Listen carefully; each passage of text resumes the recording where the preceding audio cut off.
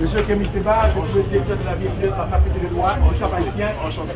Bienvenue chez nous, sur la terre de la liberté, et c'est pourquoi la faculté de droit a tenu à vous accueillir en dernier des pharaons, puisque vous êtes un bâtisseur d'âme. Merci infiniment. Avec de la fleur et de la musique. Merci infiniment. Merci infiniment. Merci infiniment. Merci à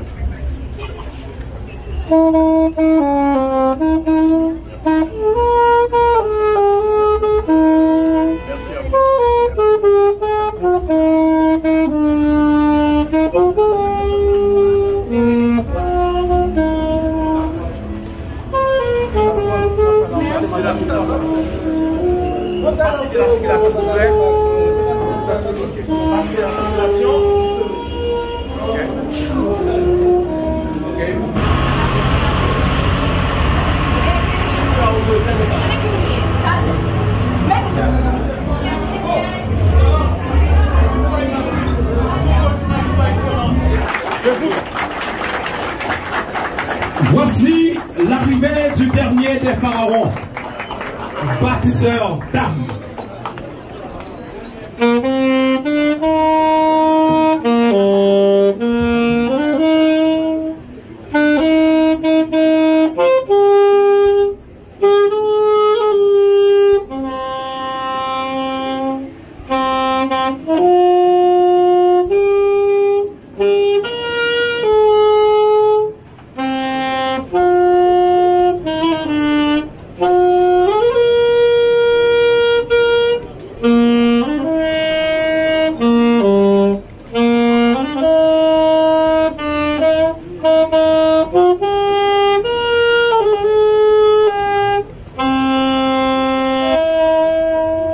Vous applaudissez s'il vous plaît, tandis que le doyen fasse son entrée.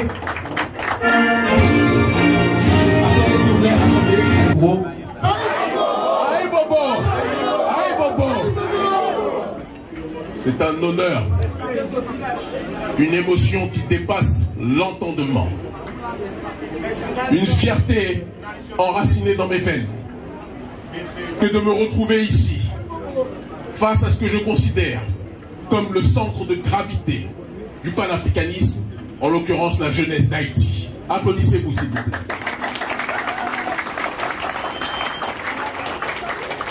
Trop de gens oublient dans ce monde, et trop de Noirs oublient dans ce monde, que le monde noir et que le panafricanisme, courant révolutionnaire de notre peuple, n'aurait pu exister s'il n'y avait pas eu un peuple qui avait engendré, à travers le processus de l'unité, de différents esclaves rebelles, hommes et femmes, de différentes ethnies, de différentes compréhensions sur le terrain de la métaphysique, et qui ont décidé de transcender leurs différences, de verser leur sang et de faire vœu de transcendance pour défendre leur population. Ces gens-là, ce sont ceux qui ont fait la cérémonie du bois caïman. Et cette cérémonie de libération n'est pas une cérémonie que pour Haïti, c'est une cérémonie pour le peuple noir dans sa globalité. Et il est important de le rappeler.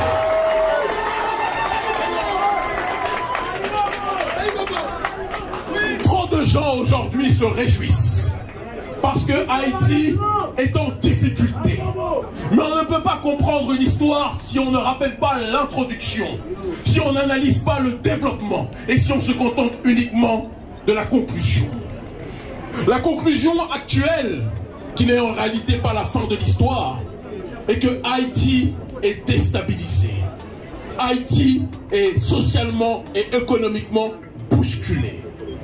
Mais il est important que l'on comprenne comment on est arrivé à cette étape et comment on pourra, avec une démarche d'analyse prospective et de compréhension géopolitique et historique, s'en sortir. Il est important que je vous dise, avant de rentrer dans le vif du sujet, que je suis venu avec ma délégation depuis l'Éthiopie. Nous avons fait le voyage le plus long de notre vie parce que nous avons dû contourner certains pays qui n'aiment pas ceux qui se battent pour la liberté du peuple noir. Nous avons dû contourner le Canada, les États-Unis, arriver à Cuba, faire le tour du monde d'Éthiopie jusqu'à ici pour venir vous voir. Nous avons payé nous-mêmes nos billets d'avion. Nous avons pris nous-mêmes dans nos économies. Parce que vous êtes pour nous l'avenir de notre peuple.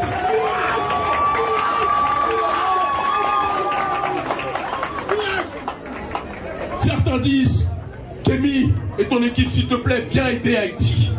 Il est important que je précise que c'est vous qui nous revitalisez. Parce qu'un panafricaniste qui vient à Haïti, c'est comme un chrétien qui va au Vatican. C'est comme un musulman qui va à la Mecque. Sur le terrain politique, notre Mecque, c'est Haïti. Et on ne dira jamais assez.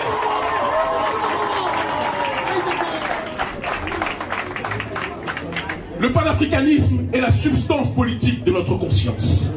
Et nous ne pouvons pas mener le combat et la révolution que nous menons aujourd'hui dans le monde noir sans être connectés à la matrice qui nous a permis de nous constituer. Dans les premières heures de mon combat, s'il vous plaît les frères, est-ce que les frères ne peuvent pas rentrer? C'est difficile de les faire rentrer?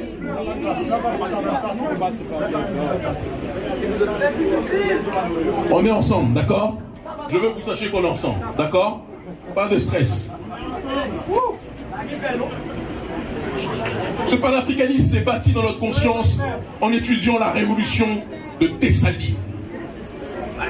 La révolution de tous ceux qui ont constitué le bois, la cérémonie du bois caïman.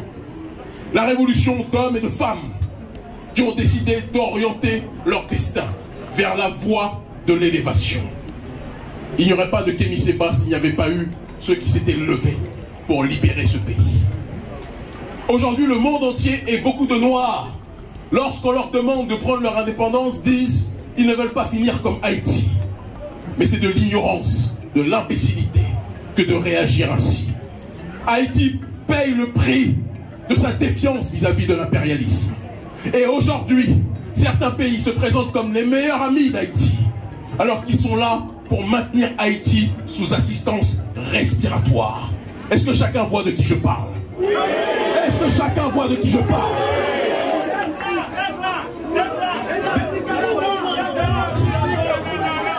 Des gens qui se présentent comme vos meilleurs amis, mais qui aiment vous donner des miettes, qui aiment vous maintenir sous l'eau, ne sont pas des amis, mais des assassins.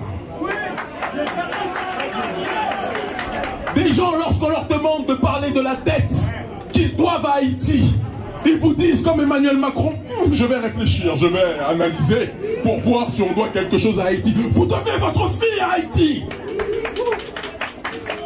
L'Occident doit sa vie à Haïti. La France doit son pouvoir en grande partie à la puissance et à la spoliation d'Haïti. Et si la France ne veut pas reconnaître sa dette, le gouvernement français, tout comme l'élite occidentale de manière générale, sera tôt ou tard forcé à reconnaître ses responsabilités face à un peuple qui a été plus que jamais broyé. Et il est temps de rentrer, par conséquent, dans le vif du sujet. Je précise pour rassurer certaines entités, parce que je sais qu'il y a une majorité d'amis, mais je sais qu'il y a sans doute aussi des gens qui sont en relation avec certaines ambassades ou officines occidentales. Je ne veux pas vous stresser. Soyez rassurés. Aïe Bobo. Ne soyez pas tendus. Vous pourrez continuer à voyager, même si vous m'avez reçu ici. Mais il est important en tant que noir rebelle, en tant que nègre rebelle, que chacun prenne ses responsabilités et que l'on emploie un discours de vérité.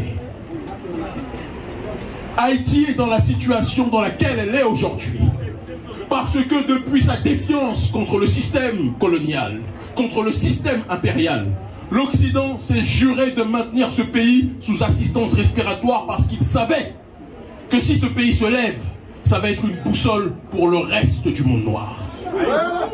Est-ce que chacun comprend ce que je suis en train de dire?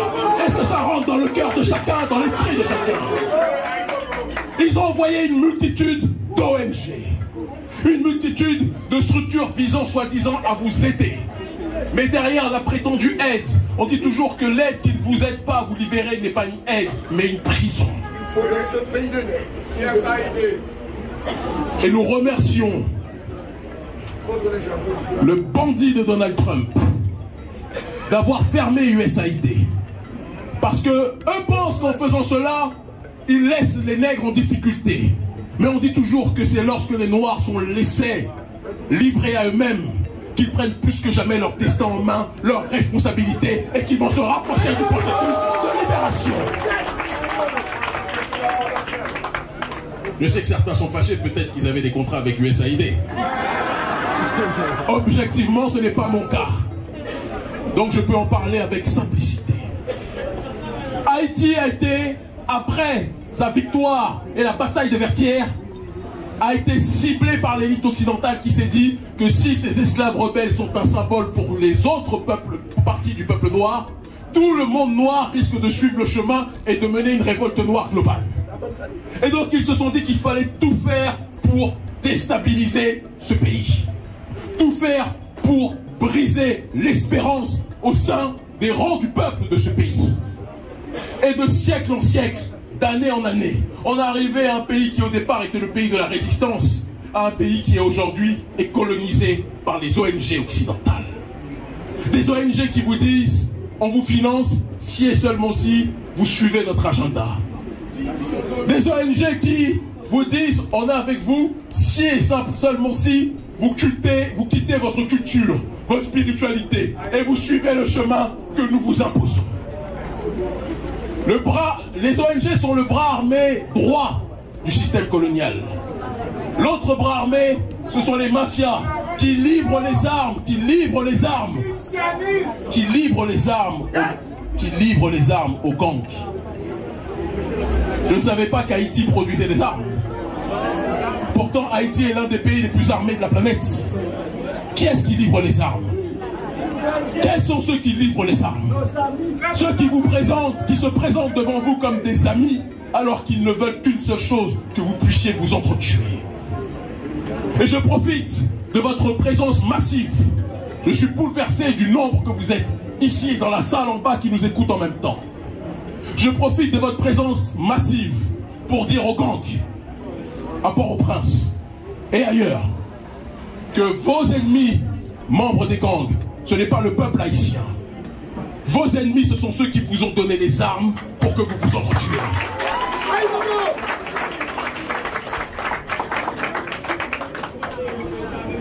Vous savez que le terme révolution a pour racine étymologique le mot révolution. Le cycle complet pour revenir au commencement. Avant la construction des grandes civilisations et des grands empires, un peu partout dans le monde, il y a toujours des batailles de tribus, des batailles de familles, des guerres, jusqu'à un moment où différentes tribus et différentes familles réalisent qu'au-delà de leur guerre horizontale, elles ont un ennemi supérieur. Un ennemi qui est au-dessus d'eux et qui tire les ficelles pour maintenir le processus de la division. Aux membres des gangs, je vous le dis et je vous l'implore avec l'amour d'un frère africain qui aime Haïti en perdre la raison. Rappelez-vous que vos ennemis ne sont pas le peuple haïtien. Vos ennemis sont ceux qui vous financent pour vous entretuer. Et le jour où les gangs réaliseront que si ils cessent de tourner leurs armes contre le peuple, mais qu'ils s'allient, qu'ils se mélangent au peuple, qu'ils demandent pardon au peuple pour les crimes qui ont été commis dans un cadre de manipulation, nous le savons, et que le peuple et les gangs se réunissent contre la puissance coloniale, Haïti fera à l'échelle mondiale ce que le Sahel est en train de faire au niveau africain.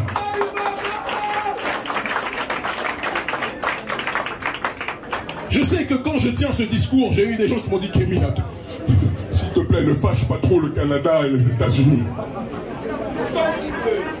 Qu'est-ce qu'ils ont fait pour nous, le Canada et les États-Unis? Qu'est-ce qu'ils ont fait pour Haïti, le Canada et les États-Unis? Qu'est-ce qu'ils ont fait pour vous qui vivez en difficulté au quotidien? Qu'est-ce qu'ils ont fait pour vous qui vivez quotidiennement dans l'insécurité? Qu'est-ce qu'ils ont fait pour vous qui vivez quotidiennement dans la précarité comme nous en Afrique? Rien. Et je ne parle même pas du gouvernement français qui vous parle de reconnaître une prétendue dette qu'en réalité il n'acceptera jamais de payer dans son intégralité. Des gens vous violent et vous pillent. Et quand vient l'heure du dédommagement, ils vous disent attends, je vais étudier la manière dont je t'ai violé pour voir combien je vais te donner. Vous pensez que c'est normal? Vous pensez que c'est normal? Et c'est là où rentre en compte le panafricanisme. Le panafricanisme, c'est l'unité des diverses formes d'africanité dans le but d'obtenir une collective souveraineté. Le sort du peuple d'Haïti est le sort du peuple en Afrique francophone. Le sort de chaque citoyen haïtien est le sort de chaque citoyen africain. C'est le sort de chaque membre de notre peuple en Amérique du Sud qui est issu des sociétés esclavagisées. Le destin de l'un est le destin de tous. La philosophie de l'Ubuntu, de l'Alodo, nous rappelle que la condition de l'un est la condition de tous. Je suis venu avec une délégation d'urgence panafricaniste, des hommes et des femmes, valeureux et valeureuses, africains des quatre coins du monde et africains d'Haïti. Nous tous avons compris une réalité des plus simples et explicites. Nous devons coordonner les luttes, coordonner les résistances, comprendre que le sort de notre population ici est inextricablement lié au destin de notre peuple sur le continent. Le président Emmanuel Macron a peur et a tout fait pour que je ne puisse pas venir ici. Lorsqu'il était averti, et je peux vous le dire de source sûre, par rapport aux canaux diplomatiques qui sont les miens au Sahel, lorsqu'il a su, le président Emmanuel Macron, que nous annoncions notre venue à Haïti, tout a été fait pour nous bloquer. J'ai d'ailleurs, je peux vous le rendre public, nous avons été bloqués plus de 55 minutes à Madrid. Le motif était que je ne peux pas traverser normalement l'espace aérien américain. Espace aérien américain parce que je veux me rendre à Haïti voir mon peuple. Ces gens-là pensent être vraiment les propriétaires du ciel et de la terre. Ces gens-là pensent vraiment qu'ils sont les dieux sur terre. Mais pour une grande partie de l'humanité, ils se sont comportés bien plus comme des démons que comme des dieux, en agissant dans le cadre de l'inégalité, en agissant dans le cadre de la justice, de l'injustice sociale, en agissant dans le cadre de la spoliation. Mais il est aussi important, une fois que nous avons ciblé la responsabilité, non pas des peuples occidentaux, parce que mon problème, ce n'est pas le bas peuple qui souffre. Mon problème, c'est l'oligarchie occidentale. Mais il est aussi important de pointer maintenant du doigt nos responsabilités collectives. Parce qu'on dit toujours qu'une civilisation n'est détruite par l'extérieur que si elle est rongée de l'intérieur. Haïti, comme le peuple noir dans sa globalité, doit se regarder dans le miroir.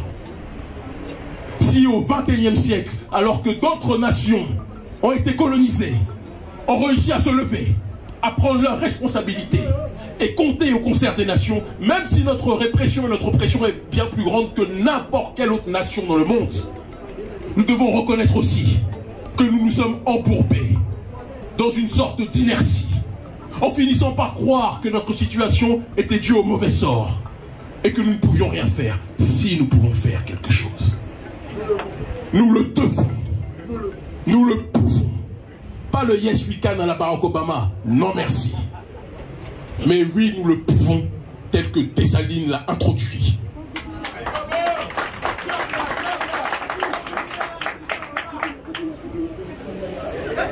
L'injustice sociale est galopante à Haïti. Une petite, infime minorité a tout, pendant que la quasi-totalité du peuple vit dans une extrême précarité. Des gens se disent être des entités qui gouvernent le pays. Je ne cite personne, je veux revenir ici. Mais pensent que la politique, c'est trouver un moyen de s'enrichir. Pensent que la politique, c'est devenir millionnaire. On ne peut pas chercher à être millionnaire quand le peuple crève. Parce que comme le disait Thomas Sankara, mieux vaut l'eau potable pour tous que le champagne pour quelques-uns.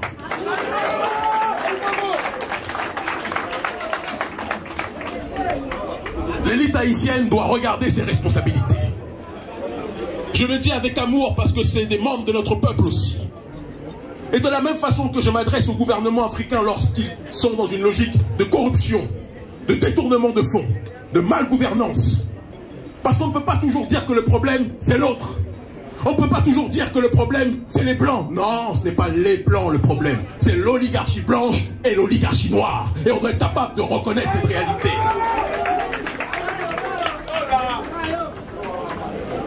Il ne peut pas avoir de renaissance sans reconnexion entre l'homme noir et la femme noire. Il ne peut pas avoir de révolution sans lien qui est plus que jamais restructuré entre les enfants et les parents, entre les jeunes et les aînés. Le tissu social doit être plus que jamais reconstitué. Parce que quand on parle de panafricanité, on parle du lien dans sa fondation, dans sa racine la plus ultime. Une racine, diverses branches. Mais toutes les branches sont en réalité collectivement réunies et reliées à ce point de convergence. L'identité de notre peuple est multiple. Haïti est la synthèse de différentes ethnies qui ont été déportées ici. Aujourd'hui, quand je vois certains visages du Bénin. Je vois certains visages du Congo. Je vois certains visages du Nigeria. Je vois certains visages d'Afrique centrale, d'Afrique de l'Ouest. Je vois l'Afrique en miniature. Et en réalité, je vois l'Afrique dans son côté le plus magistral.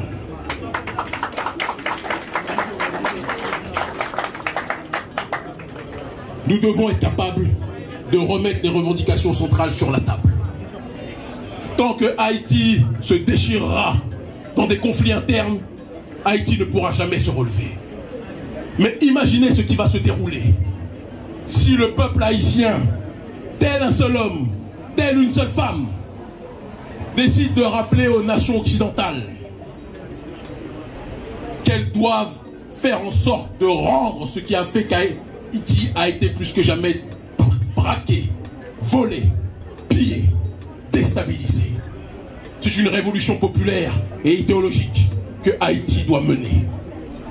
Et vous autres membres de l'université, vous devez être l'avant-garde de cette résistance, non pas armée, ce n'est pas ce que je dis.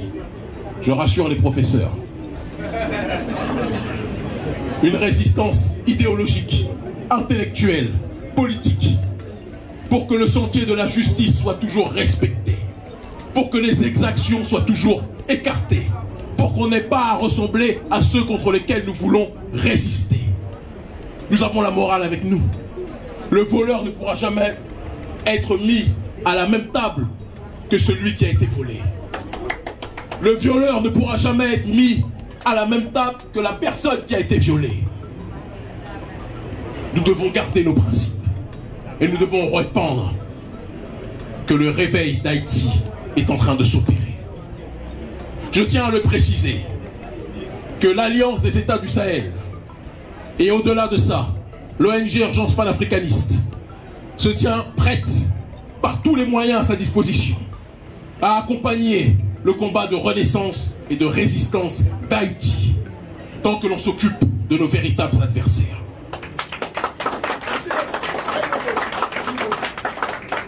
Mais je demande à tout un chacun d'arrêter les déchirements internes, d'arrêter les divisions inutiles, d'arrêter les jalousies inopportunes, d'arrêter les querelles de chapelle. Vous allez dans un quartier A qui fait la guerre à un quartier B, ils ne savent même pas pourquoi, mais ils se font la guerre. Il faut arrêter.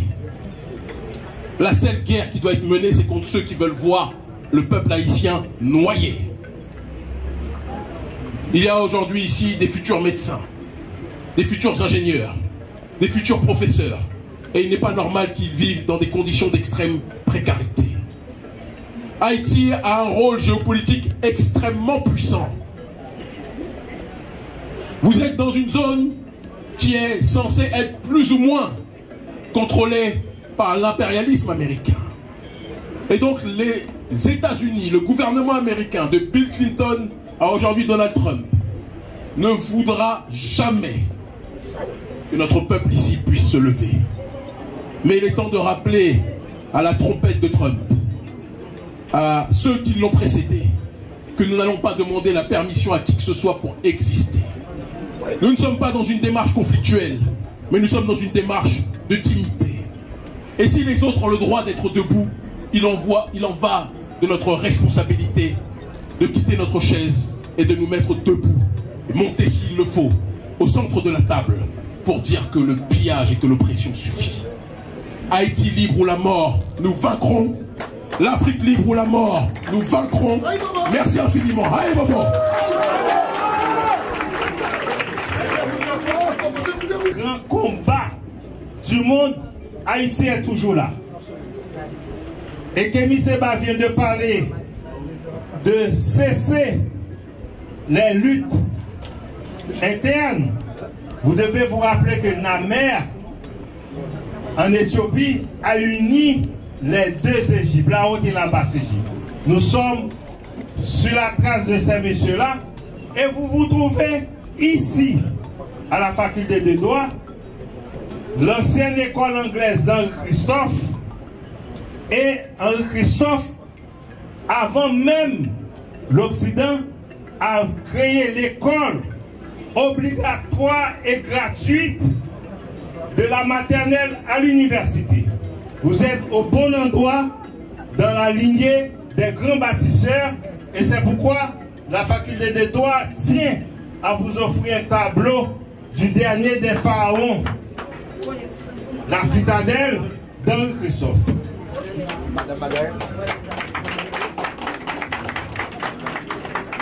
Comme juge à la cour d'appel, pour vous remettre cet illustre tableau. Alors, c'est le tableau de la faculté de droit. C'est le doyen qui vous l'offre. Et c'est aussi la faculté, en effet, oui, avec tous les étudiants qui sont heureux de vous accueillir ici. Nous sommes fiers, Kémy, de vous recevoir de cette partie de terre, là, cette terre du Cap-Haïtien qui a fait l'histoire. Chaque rue, chaque quartier est une vestige de cette lutte qui a abouti à l'indépendance. Donc moi-même, Margaret Georges et juge Nora Jean-François, nous sommes fiers de vous remettre ce tableau que vous pouvez ouvrir. Yes. Exactement. Vous pouvez l'ouvrir pour regarder. C'est là sur la place d'Armes du Cap-Haïtien qu'on a coupé la tête de Boukman. Donc cette place à la rue 18, 20, FGH, donc cette place-là, donc c'est une place là où qui témoigne toutes les souffrances. Merci, Maître Seyid. Donc on ne va pas sortir d'ici si on devrait vous parler de l'histoire d'Haïti telle que on l'a vécu ici dans la partie du Nord. Donc toute la lutte, je peux dire presque toute la lutte pour la révolution, la guerre de l'indépendance a eu lieu de cette partie. Donc c'est avec fierté que nous vous donnons ce tableau. Et dans vous pouvez ouvrir et vous allez voir l'une de nos gloires. Donc c'est la citadelle que nous appelons fièrement, affectueusement la 8e merveille du monde. Et nous pensons que pendant votre périple ici, vous aurez l'occasion d'aller à Milo pour admirer cette citadelle. À la jeunesse, j'attire votre attention que l'un de nos plus grands panafricanistes, la maison d'Anténon Firmé, est en ruine. Nous devons relever ce défi. Nous ne devons pas attendre des ONG qui vont chaque jour vont nous dire à demain, à demain. Vous devez prendre en charge, ok, cette maison-là pour que Anténon Firmé, qui a une histoire, dans notre histoire, dans les combats, nous avons tout pour nous dresser et pour que le temps de l'humiliation doit passer. Nous ne devons pas rester un pays de mendiants. Parce que moi, dans les années 60, nous ne savons pas mettre les pépins, les sinistrés. On savait travailler dans notre terre. Si vous êtes d'origine paysanne, vous devez être fiers de votre production. On ne va pas créer des mendiants. Et je vous rappelle que ici, dans ce bâtiment que vous trouvez, ce bâtiment a été construit avec l'argent seulement des étudiants. Ici. Nous ne sommes pas des mendiants. Alors, je pense que vous allez dire quelque chose quand même, mais cependant, je voudrais vous dire que nous sommes fiers au Cap-Haïtien d'être en jumelage avec la ville d'Alada du Bénin. On avait reçu le maire en septembre dernier. Et pendant cette semaine, on avait reçu d'autres dignitaires au Cap-Haïtien. Et aujourd'hui, l'un des principaux fils de l'Afrique, on peut dire, le continent africain est avec nous et nous sommes fiers. Nora, Jean-François voudrait vous saluer aussi. Pour vous dire merci et vous dire aussi, cette année, on est en train de faire la cérémonie du bois caïman, une fête nationale. De mots à rajouter, je suis juste profondément ému par cette œuvre, par votre geste, par votre accueil, que des grandes sœurs, des mères nous offrent cela au nom de toute l'université et au nom du Cap haïtien et in extenso au nom d'Haïti. C'est pour moi la plus grande des médailles. Je peux vous faire le serment que comme je le fais depuis tant d'années, je vais continuer à porter le message de dignité et de revalorisation d'Haïti. Et partout où les gens essaieront de tourner Haïti en dérision, ils me trouveront sur leur chemin. Parce que Haïti a payé le prix, comme un esclave rebelle à qui on a coupé le jarret. Certains sont contents de se dire qu'ils sont dans des conditions meilleures. Mais il est évident qu'un esclave qui se soumet aura son dîner, son repas matin, midi et soir. Alors que l'esclave qui se rebelle et qui quitte la plantation sera livré à lui-même et donc à l'instabilité. Mais mieux vaut l'instabilité dans la liberté que le train-train quotidien dans la servitude. Merci infiniment.